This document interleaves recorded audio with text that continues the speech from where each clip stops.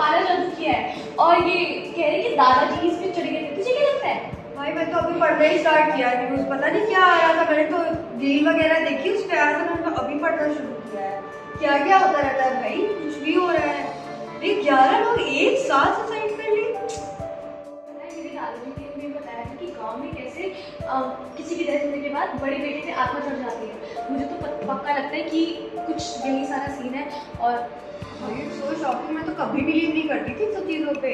यार एक टाइम पे ना लोग ऐसे बोलते थे कि भूत कुछ नहीं होता है, कुछ नहीं है ये वो। भाई ये सब सुन के तो मेरे को विश्वास ही हो गया कि ऐसा कुछ ना कुछ तो होता ही होगा। भाई साइंस कुछ नहीं है भाई, आज सब फाइनली proof है। हो ही गया है। हाँ साइंस तो कुछ भी नहीं है। अरे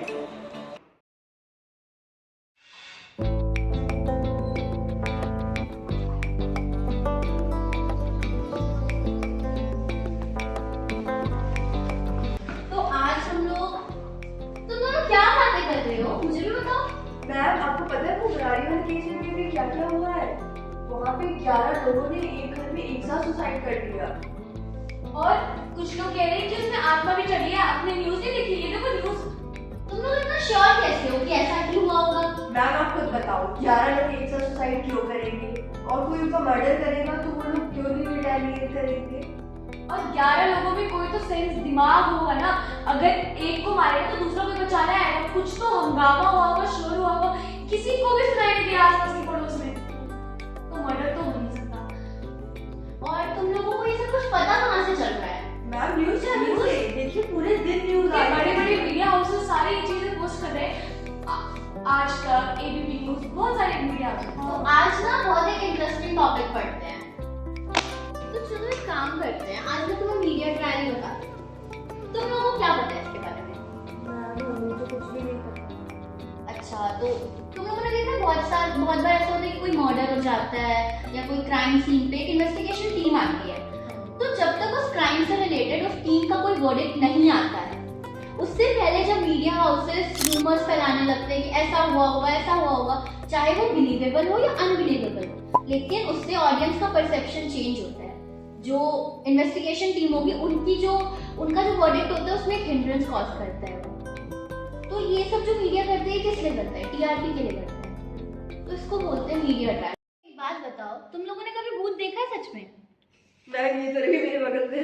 मजाक छोड़ के बताओ, देखा है? No ma'am.